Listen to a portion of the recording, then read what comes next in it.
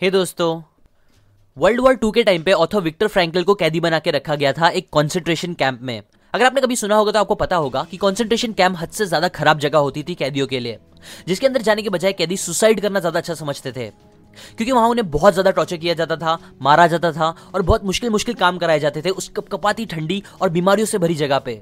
ऊपर से उन्हें बहुत कम या ना के बराबर खाना और कपड़े दिए जाते थे, जिसकी वजह से ज्यादातर लोगों की बॉडी बस कुछ दिन में ही जवाब दे देती थी।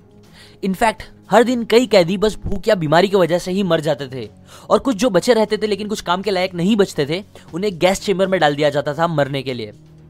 और ये सब होता था उनके साथ जो कैंप में ज्यादा टाइम फिट होते थे, जबकि जो लोग फिट नहीं होते थे स्टार्टिंग से, उन्हें तो पहले ही गैस चेंबर में डाल के मार डाला जाता था।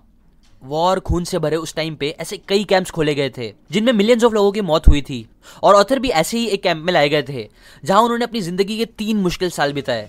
इसी टाइम में उन्होंने अपनी वाइफ, माँ, बाप, भाई, मतलब पूरी फैमिली को खोया।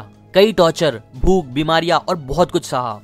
जहां एक तरफ उनके साथ के मैक्सिमम लोग जो भर्ती हुए थे वो सब मर गए, वहीं दूसरी तरफ ऑथर ने इस सब के बावजूद सर्वाइव किया। इतनी तकलीफें फेस करने के बाद भी उन्होंने मुश्किल टाइम में होप देखी, जिंदगी का मतलब सीखा, खुशी का मतलब सीखा, और ऐसे लाइफ लेसन सीखे जिसने मिलियंस ऑफ लोगों की लाइफ पर पॉजिटिव इंपैक्ट करा उनके बुक के थ्रू। आज मैं आपको उनकी ही वो क्लासिक, जिसकी more than 10 million copy sold हो चुकी है, उसी अमेजिंग बुक से सीखे गए कुछ important life, success and happiness lessons आपके साथ शेयर करूंगा। So let's begin. Strong why and goal. Viktor profession से एक डॉक्टर थे, सो वो कैंप में कई बीमार लोगों की हेल्प करते रहते थे। वैसे तो उनके सामने हर दिन कई लोगों की मौत हो जाती थी, लेकिन उनके एक पेशेंट के साथ हुए इंसिडेंट ने उन्हें बहुत सोच में डाल दिया था। उनके उस पेशेंट को टाइफस हो गया था। टाइफस एक बीमारी होती है जो यूजुअली वॉर और फमाइन्स में होती है लोगों को। सो जब वो पेशेंट उनसे मिलने आया तब उन्होंने विक्टर से कहा, डॉक्टर, मैंने कल एक बहुत अजीब सपना देखा। सपने में मुझे एक आवाज सुनाई दी जिसने मुझसे बोला कि तुम मुझसे कुछ भी पूछ सकते हो और मैं तुमको उसके सवाल का जवाब दे दूंगा। सो ये सुन के मैंने उस आवाज से पूछा कि मैं आखिर इस जगह से कब बाहर निकल पाऊंगा, कब अपने घर जा पाऊंगा, कब वॉर खत्म होगी और मेरी परेशानियां भी। तो उस आवाज ने जवाब दिया, तुम 30 मार्च तक बाहर निकल जाओगे और आजाद हो जाओगे। अब उन्होंने ये सपना फेब में देखा था और मार्च चालू हो गया था। सो इसीलिए इंसिडेंट विक्टर को बताते हुए उस पेशेंट के चेहरे पे स्माइल थी। उनमें होप थी कि हाँ वो निकल जाएंगे 30 तारीख तक, और आवाज सच्ची थी। लेकिन जैसे जैसे वो 30 तारीख नजदीक आने लगी, वैसे वैसे वॉर और ज्यादा बढ़ने लगी और उनके निकलने के चांस कम से खत्म हो गए। जिसके बाद 29 मार्च को वो बहुत ज्यादा बीमार हो गए, उन्हें बहुत तेज बुखार आ गया। 30 तारीख को वो बेहोश हो गए और 31 मार्च को उनकी डेथ हो गई। सबके लिए उनके मरने का रीजन था टाइफस, लेकिन विक्टर और उनके कुछ करीबी लोग जानते थे कि उन्होंने बाहर निकलने की उम्मीद छोड़ दी थी, और यही चीज ने उनकी जान ले ली। उनका जिंदा रहने का रीजन, उनका वाई उन्हें नहीं दिख रहा था, इसीलिए उनकी बॉडी ने भी उनका साथ छोड़ दिया। अब इस अजीब बात को कैंप के दूसरे डॉक्टर्स ने भी कंफर्म किया था। उन्होंने भी एनालाइज किया था कि मैक्सिमम डेथ जो कैंपस में हुई थी वो क्रिसमस और न्यू ईयर के बीच में हुई थी, जिसका रीजन ये था कि ज्यादातर लोगों ने ये एक्सपेक्ट करके रखा था कि वो लोग क्रिसमस या न्यू ईयर तक तो इस तकलीफ से निकल ही जाएंगे, आजाद हो जाएंगे और अपने घर में फेस्टिवल मनाएंगे। लेकिन जैसे जैसे क्रिसमस आया तो उन्हें रियलाइज हुआ कि ऐसा नहीं होने वाला है, तो इससे वो अपनी हिम्मत हार गए और फिर अपनी जान भी। दूसरी तरफ विक्टर 3 साल वहां बिता पाए सब कुछ फेस करके, क्योंकि उनका वाई स्ट्रांग था। उनके कुछ गोल्स थे जो वो बाहर निकल के पूरे करने चाहते थे। वो जिंदा रहना चाहते थे क्योंकि उन्हें अपनी अधूरी बची हुई बुक कंप्लीट करनी थी जो उन्होंने पकड़े जाने से पहले स्टार्ट करी थी। उन्हें अपनी वाइफ से मिलना था क्योंकि तब उन्हें पता भी नहीं था कि वो जिंदा है कि नहीं, और इन्हीं स्ट्रांग वाई और गोल्स की वजह से वो उधर जिंदा रह पाए बिना हिम्मत हारे। ऐसे ही जो दूसरे सर्वाइवर्स भी थे हॉलोकॉस्ट के, उन सबके पास कुछ स्ट्रांग वाई थे जिंदा रहने के, जिसकी वजह से वो बच पाए। इसलिए यहाँ सीखने वाली बात यह है कि आपको भी लाइफ की परेशानियों से लड़ने के लिए और सक्सेस अचीव करने के लिए बहुत जरूरी है कि आपका वाई स्ट्रांग हो। आप जो भी अचीव करना चाहते हो वो क्यों करना चाहते हो। अच्छे मार्क्स चाहिए तो वो क्यों चाहिए, सुबह जल्दी उठना है तो क्यों उठना है, ये सब के पीछे बहुत स्ट्रांग रीजन होना चाहिए। क्योंकि अगर आपका वाई स्ट्रांग नहीं रहा, गोल क्लियर नहीं रहा, तो आप कुछ नहीं कर पाओगे। एग्जाम्पल, अगर कल आप सोचोगे कि मुझे जल्दी उठना है बस वॉकिंग करने के लिए, तो बहुत ज्यादा चांस है कि आप नहीं उठ पाओगे। लेकिन अगर आपको पता चले कि कल अगर आप 5 बजे नहीं उठोगे तो आपको एक क्रिमिनल आके गोली मार देगा, तो आप बराबर 5 बजे से पहले ही उठ जाओगे। इनफैक्ट शायद पूरी रात सोओगे ही नहीं। ऐसा ही स्ट्रांग रीजन और वाई का होना गोल्स को पूरा करने के लिए बहुत जरूरी है।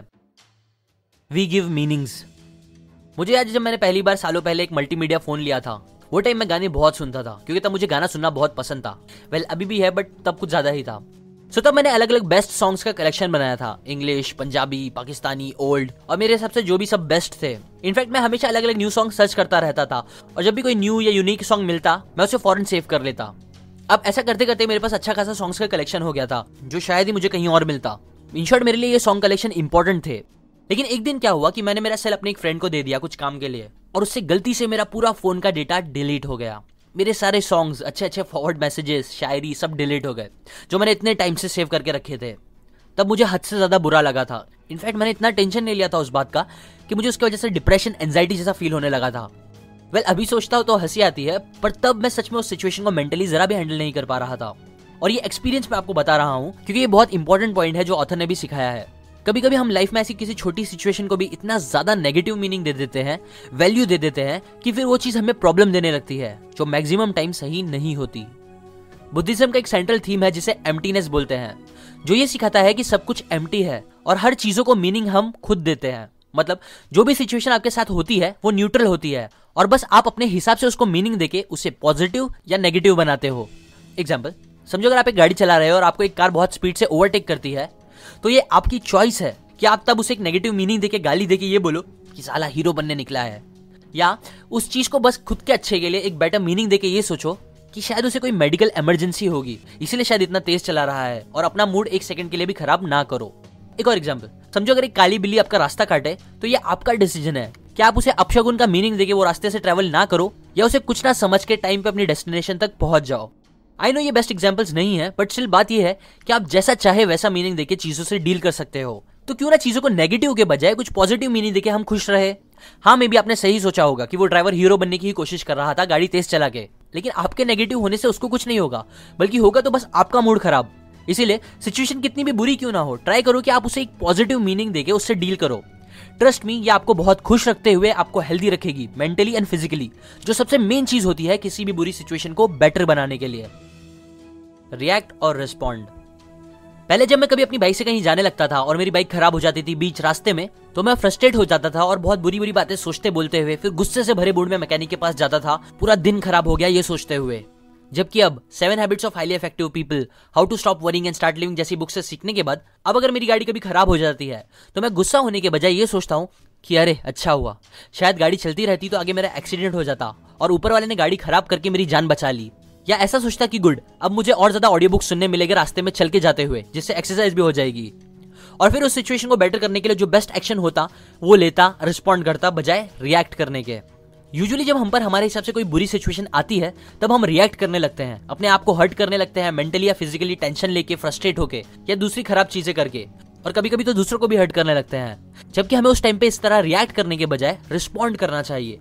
और ये चीज मैं आपको अपने छोटे मोटे एक्सपीरियंस के बेस पे नहीं बोल रहा हूँ, बल्कि ये चीज हमें ऑथर समझा रहे हैं जो ऐसे सिचुएशन में 3 साल रहे हैं जहां उनकी मौत कभी भी हो सकती थी, जहां उनके पास प्रॉपर खाना कपड़ा नहीं था, फैमिली तक नहीं थी। सो जब वो इतनी बुरी सिचुएशन में रहकर ऐसा पॉजिटिवली लाइफ सिचुएशन पर रिस्पॉन्ड कर सकते हैं खुशी से और लाइफ का मीनिंग समझते हुए, तो क्या हम अपनी प्रॉब्लम्स के लिए कुछ पॉजिटिव नहीं कर सकते बिना ज्यादा नेगेटिव हुए?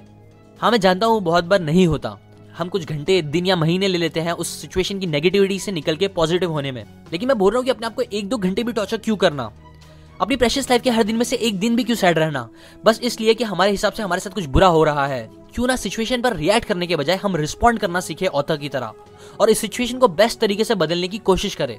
देखो, हम 2 में से एक टाइप के इंसान बनके लाइफ बिता सकते हैं। पहला, एक ऐसा इंसान बनके जिसके घर पे जब कोई कांच की चीज टूट जाती है तो वो इस बात को लेके बहुत गुस्सा हो जाता है, चिल्लाने लगता है, अपना और दूसरों का मूड खराब करते हुए।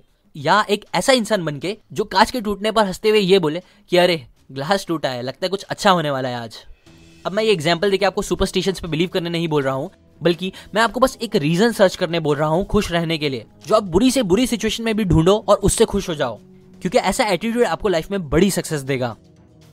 नाउ इस वीडियो को खत्म करते हुए और आपको एक ग्रेट न्यू ईयर विश करते हुए मैं आपको ऑथर की एक बहुत इंपॉर्टेंट कोट के साथ ये न्यू ईयर स्टार्ट करने बोलूंगा, जो कुछ ऐसा है कि आपसे आपका सब कुछ छीना जा सकता है, आपकी हर एक चीज जो आपको बहुत पसंद है वो आपसे ले ली जा सकती है, लेकिन बस एक चीज आपसे कोई नहीं छीन सकता जिस पर आपका कंट्रोल रहेगा हमेशा, और वो है आपका डिसीजन, आपकी चॉइस कि आप किसी भी टाइम पे किसी भी सिचुएशन के लिए कैसा रिएक्ट करना चाहते हो या रिस्पॉन्ड करना चाहते हो। ये चीज याद रखो, बस आपके हाथ में है। अप टू एंड ये थी बस कुछ अमेजिंग बातें man search for meaning by Viktor Frankl इस बुक से, जो सच आपको जरूर पढ़नी चाहिए। इसकी लिंक मैंने डिस्क्रिप्शन में दी है, या अगर आपको इस बुक की फ्री ऑडियो बुक चाहिए तो उसकी लिंक भी मैंने डिस्क्रिप्शन में दी है, जो मेरी वेबसाइट के थ्रू जाती है। और अगर आप मेरी वीडियो को कभी मिस नहीं करना चाहते तो आप सब्सक्राइब करने के बाद बेल आइकन पर जरूर क्लिक करें और सेंड ऑल नोटिफिकेशन भी सिलेक्ट करें। इससे जब भी मैं एक न्यू वीडियो डालूंगा, जो मैं हर संडे को डालता हूं, तब आपको उसका नोटिफिकेशन आ जाएगा, वरना आपको शायद नहीं आएगा और आप वीडियो मिस कर दोगे। शेयर करें इस वीडियो को फेसबुक एंड व्हाट्सएप पे, ताकि हर इंसान इस आने वाले साल में अपने अंदर कुछ अच्छे चेंजेस ला पाएगा, जिससे उनकी लाइफ भी अच्छी होगी और हमारा देश भी आगे बढ़ेगा। And finally, thanks for watching.